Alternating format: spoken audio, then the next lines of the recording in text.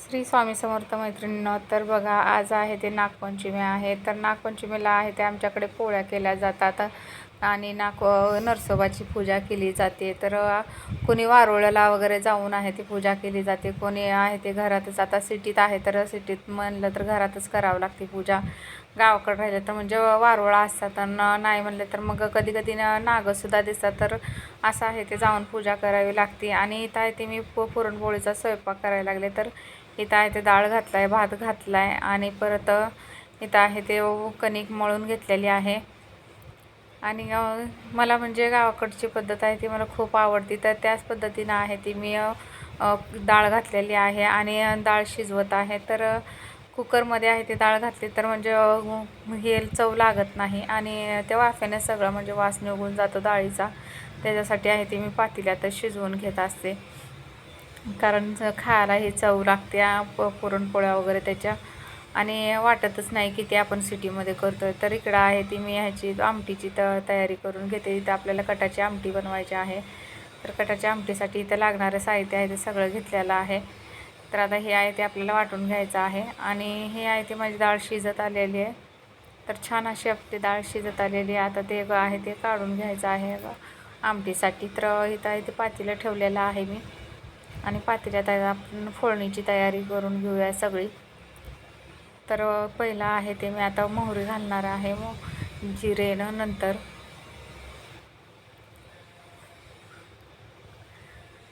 मग आपला जाणार आहे कढीपत्ता. त्याच्यानंतर सगळा टमाटा आहे ते मी चिरून घेतलेला तो घातलेला आहे आणि व्यवस्थित त्याला मिक्स करून घ्यायचं आहे. व्यवस्थित त्याच्यात म्हणजे ते पूर्ण आहे ते मऊ शिजेपर्यंत आहे ते आपल्याला छान शिजवून घ्यायचं आहे. त्याच्यात मीठ घालते कारण टमाटा आहे ते छान मऊ शिजतो त्या मिठाने. त्याच्यासाठी आहे ते आपल्याला मीठ घालून घ्यायचं आहे. तर छान अजून एकदा मी मिक्स करून घेते आणि इथं आहे ते आपण वाटलेलं सगळं आहे ते वाटण घालून घेते. तर छान इथं वाटण हे झालेलं आहे आणि जितकं मला पाहिजे मी तितकं मी वाटण घालून घेणार आहे. आणि जसं म्हणजे तुम्हाला आवडेल त्या आवडीनुसार आहे ते तुम्हाला वाटण घालून घ्यायचं आहे. इथं आहे ते मी आता कटाच्या आमटीचं आहे ते मी पूर्ण आहे ते पाणी काढून घेते. तर इथं आहे ते बघा मी डाळ आहे ते चाळणीत घालून घेतलेली आहे आणि चाळण आहे ते चाळणीतनं पाणी पूर्ण निसरून जातं आहे, थोडं पण पाणी राहत नाही. तरी आता माझं पाणी सगळं आहे काढून झालेलं आहे. डाळ आहे ते आपण परत शिजायला ठेवणार आहेत म्हणजे पाणी आटसेपर्यंत त्याचं. आणि इथं आहे ते आपला मसाला व्यवस्थित आहे ते शिजून झालेला आहे. आणि इथं आहे मी आता आमटीसाठी आहे ते पाणी ओतून घेते ते काढलेलं आपण डाळीचं.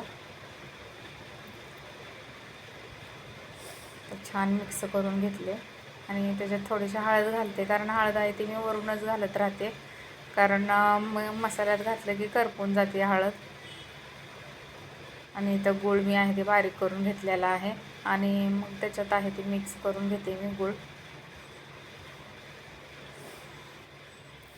तर व्यवस्थित आहे ते आपल्याला हलवून घ्यायचं आहे मिक्स करून डाळीत. तर छान असं आपल्या म्हणजे गूळ वितळेपर्यंत आहे ते आपल्याला डाळीत मिक्स करून घ्यायचं आहे.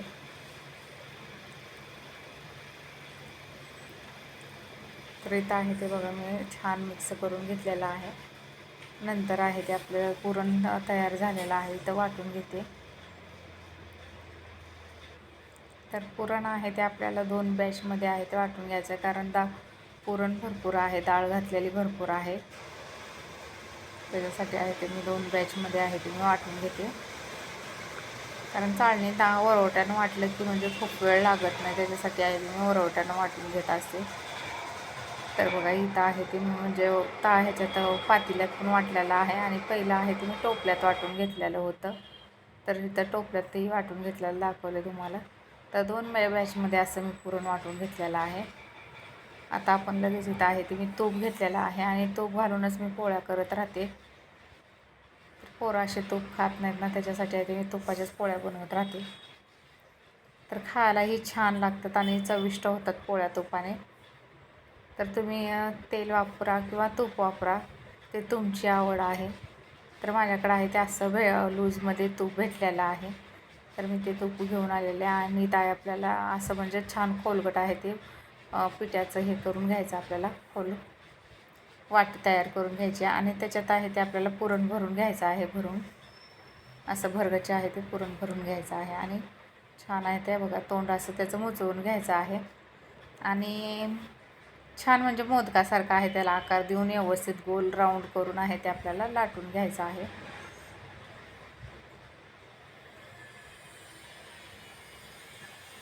तर इथं आहे ते बघा मी पेपर ठेवलेला आहे पोलपाटवर आणि छान इथं पोळी लाटत आहे. तर पोळी फुटत नाही व्यवस्थित आहे ते लाटली जाते पोळी. हे बघा असं म्हणजे आपल्याला म्हणजे पोळी उचलण्याची गरज नसते. ते म्हणजे पेपर आहे ते गर फिरवत आपण असं म्हणजे लाटू शकतो पोळी.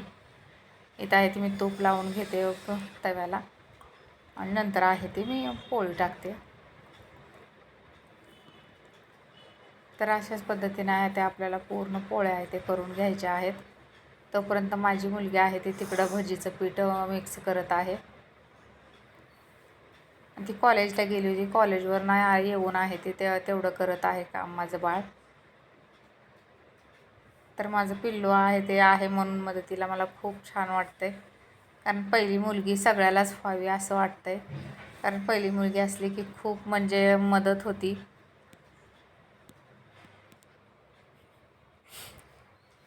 पहिली बेटी आणि तूप रोटी.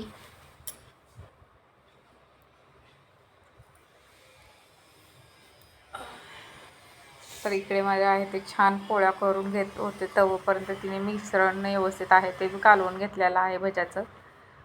अधूनमधून विचारत होती मम्मी एवढं बस का, एवढं घट्ट होऊ दे का, एवढं पातळ होऊ दे का. पण तिच्या हाताची भजी आहे ते खूप छान होतात, खूप चव लागतात. मला स्वतःला म्हणजे माझ्या हातची भजी चव होत नाहीत, पण ती माझ्या मुलीची आहे ते इतकं म्हणजे चव होतात. म्हणून मी तिला सांगते की कायम भजी करायला. बाळा तू भजी करून घे. ते पण नटून आहे ती भजी करायला पुढं येत असते. तर इथं आहे ते बघा किती फास्ट आहे ते मी पोळ्या लाटून घेत आहे. आणि गावाकडे ही छान म्हणजे नागपंचमी आहे ते साजरी केली जाते बघा. गावाकडचे तर खूपच छान होतं. कारण सकाळी पहाटे बाया उठतात. कारण 4-5 वाजता उठून आहे ते सडा, रांगोळी सगळं आहे ते चूल पोतरून वगैरे सगळं म्हणजे घेऊन आहे ते करून सगळ्या गोष्टी आहेत त्यांनी डाळ वगैरे घालत राहतात. तर मला गावाकडची इथल्यापेक्षा आहे ते गावाकडचं जास्त आवडतं. आणि सकाळ सकाळ आहे ते आम्ही तर म्हणजे झोका खेळायचं म्हणलं की पहिलं पळायचं आणि सकाळचे झोका बांधल्याला ते पार संध्याकाळ होईपर्यंत आम्ही काय झोका सोडून येतच नव्हतो. खेळतच बसायचं. घरचे सगळे ओरडत राहायचे की अरे यायचं आहे का नाही, तुम्हाला भुका बिका लागतात का नाही, असं सगळे म्हणजे आमच्या घरचे ओरडत राहायचे. काही माझ्या मैत्रिणी, काही माझ्या म्हणजे मावश्या, असे सगळे आम्ही मिळून मिसळून आहे ते झोके खेळायला जायचं. आणि आई वडील आजी हे सगळेजण ओरडायचे की होतंय का नाही आजच्या दिवस झोका खेळणं तुमचं, आजचा दिवस आहे का.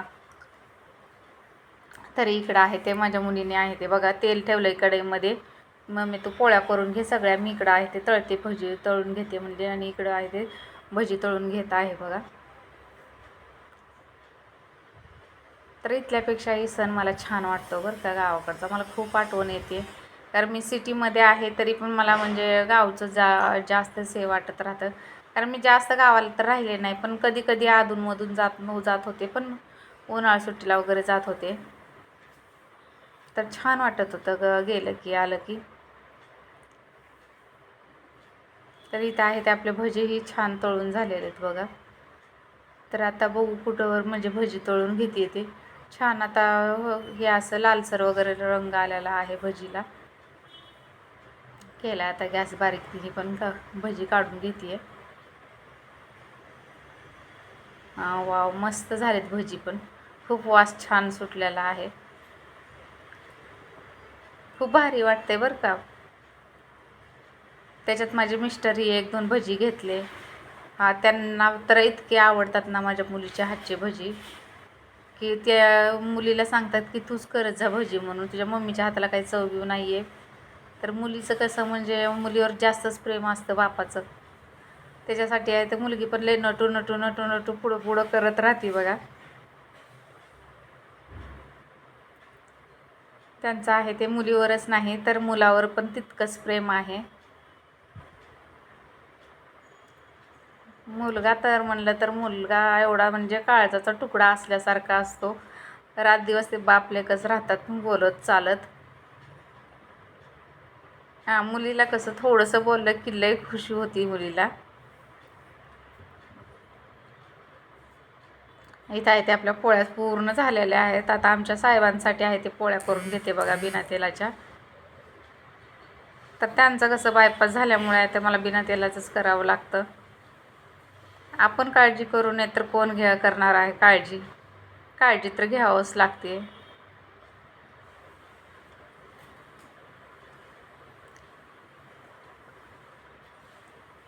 व्यवस्थित आहे ते माझ्या. आता इकडं आहे ते पोळ्यासुद्धा छान होत आहेत बघा. ते बिना तेलाच्या सुद्धा पोळ्या छान होतात माझ्या मऊ अशा. तर इकडं आहे ते भजी पण हिच्या म्हणजे तयार होत आहेत. तर आता थोडे राहिलेत वाटतं, 2-3 भजी राहिलेत. आता तेही करून घेते तिनं.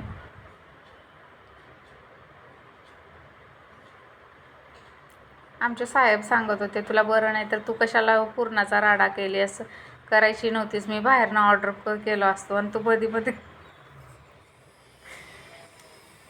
कशाला घातलंस पुरण वगैरे म्हणत होते.